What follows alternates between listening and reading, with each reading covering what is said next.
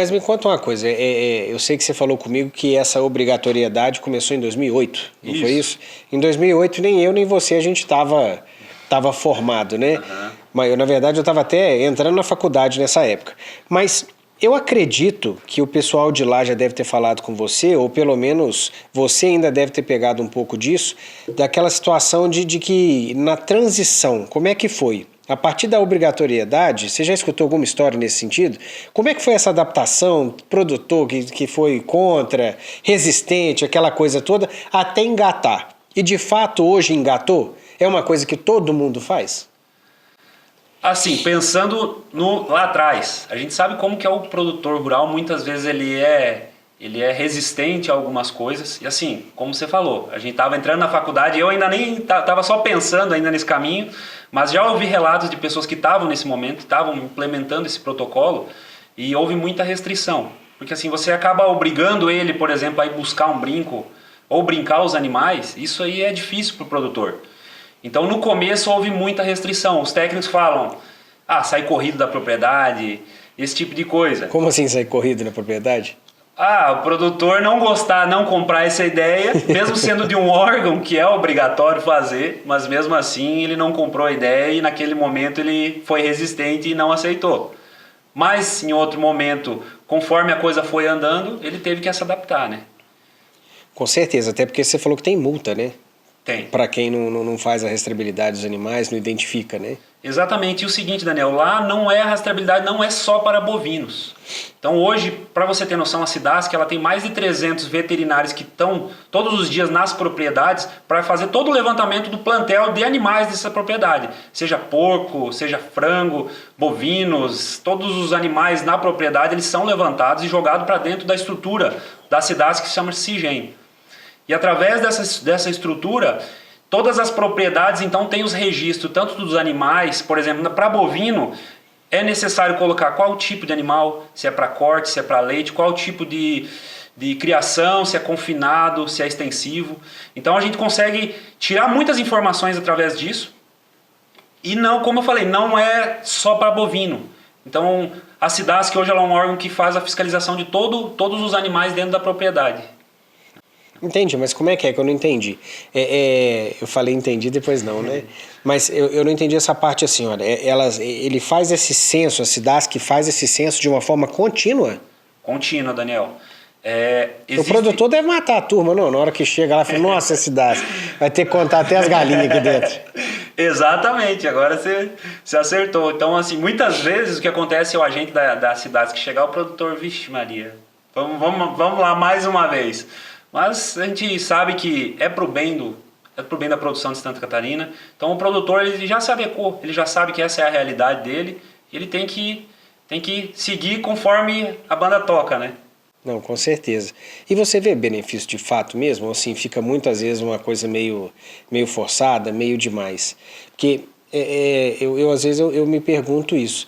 Será que é zelo demais ou de fato é do jeito que tem que ser? Eu acredito até que tem que ser desse jeito mesmo, até para você ter números para você poder trabalhar, né? Sim. Quantos animais de fato nós temos? Hoje é tudo meio de censo. Eu já escutei falar, por exemplo, de propriedade que está ali para o norte do país, centro-oeste, que o cara não sabe nem quantos animais ele tem, aquelas fazendas enormes, e que ele faz a contagem do gado no dia de passar para fazer uma aftosa na época, Sim. né? Alguma coisa nesse sentido, mas assim... Passava de vez em quando, e cada vez que vinha no curral era um número diferente. Então, meu pai, ele trabalhou um tempo na ilha de Marajó com búfalo. Uhum. E ele comentou isso lá. Ele estava fazendo a tese de doutorado dele e era sobre tuberculose em búfalos. E ele comentou, ele falou assim, olha, vinham os animais, na hora que a gente ia fazer os testes, tinha animal que não vinha, aí tinha animal que não estava na primeira que agora apareceu, e aquela bagunça, né? Então isso lá, eu também já vi isso acontecer em outros lugares também aqui para baixo, mas eu sei que isso é um problema, porque de fato você nunca sabe com quantos animais você está lidando, né? Sim, exatamente, Daniel, e... Por exemplo, assim, lá eu trabalhava muito com brucelose e tuberculose, principalmente na parte de certificação. Para a gente certificar uma propriedade, a gente precisa fazer o teste, os exames em todos os animais, todos os bovinos da propriedade. Então, por exemplo, entrava boi de canga, que a gente chama lá no sul, animais para corte, muitas vezes a gente precisava fazer esse exame, mesmo sendo uma propriedade de leite, que tinha animais de corte na propriedade. Então, assim, é obrigatório fazer em todos os animais. Por isso, você fala assim, essa questão de ser um pouco demais, no meu ponto de vista, não é excessivo, porque a gente não vai conseguir fazer nenhum tipo de rastreabilidade se não for dessa maneira. Eu vejo a realidade dos outros estados hoje vindo aqui para cima e pensando principalmente em certificação de brucelose e tuberculose. Seria muito complicado, muito difícil, como está hoje a realidade do Brasil, sem fazer essa rastreabilidade a gente conseguir implantar algum processo de certificação. E me conta uma coisa, por que você acha que Santa Catarina fez e Rio Grande do Sul e Paraná? Estou falando porque está próximo ali, né? Os estados próximos. Por que eles não fizeram? Por que começou por Santa Catarina, será?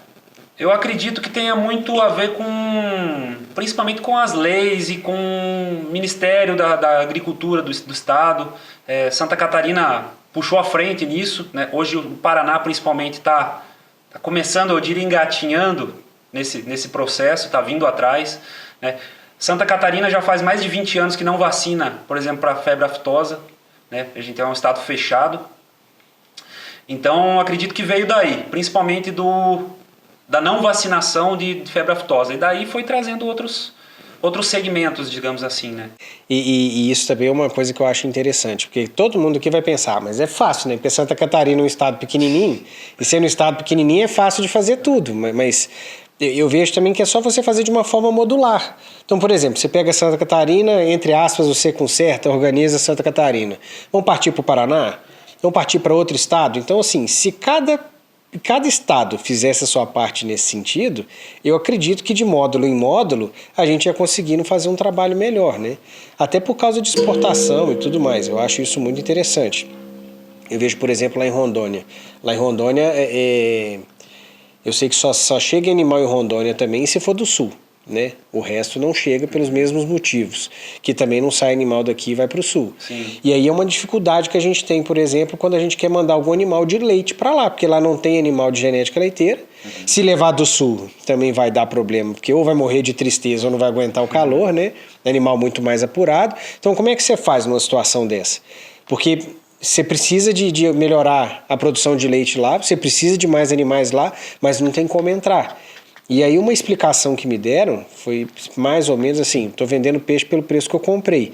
Mas olha, tá certo, a gente tem um problema no leite nesse ponto, mas em compensação para exportação de carne, para a outra parte dos bovinos, acaba que é muito maior em termos econômicos e acaba que você tem um benefício muito grande, porque você pode botar a planta para poder exportar, tudo mais. Então, fica uma coisa meio complicada, assim. Imagina, se a gente tivesse tudo mais organizado, você poderia enviar animais para lá para poder ter uma genética melhor e poder fazer a coisa acontecer, né? Então, eu acho que se a coisa fosse modular, então, Santa Catarina cuida do dele, o outro cuida do dele, e devagarinho você vai tomando espaço, assim como estão fazendo, por exemplo, com a fitosa, né? Então estão indo de blocos em blocos para fazer a coisa acontecer. Eu acho que a gente podia ter um fluxo de animal muito mais seguro e ao mesmo tempo a gente levar a genética para mais lugar. E, então isso é um negócio que eu fico imaginando. Eu sei que a genética em Santa Catarina também é muito grande, é realmente uma genética muito boa dos animais de lá, né? Sim. Mas ao mesmo tempo também como é que você melhora? Só se for inseminação, alguma coisa do tipo. Porque se você precisar de mais vaca, alguma coisa para melhorar, você fica um pouco refém, um pouco restrito do negócio, né? Sim. Santa Catarina, eles já têm uma genética muito apurada, já faz alguns anos que os produtores lá, como são propriedades de pequeno porte, o pessoal já trabalha com um melhoramento genético já faz muitos anos. Mas assim, Daniel, em relação a essa questão modular, eu vejo que os estados eles precisam investir, principalmente em fiscalização. Pra você ter noção, em Santa Catarina, mais de 500 veterinários ficam só na barreira sanitária para fazer esse controle de entrada e saída de animais, né? Então, é fundamental que os estados vejam, por exemplo, usar como exemplo o estado de Santa Catarina e invistam nesse segmento, que é fiscalização, porque só assim que a gente vai conseguir fazer algum tipo de rastreabilidade.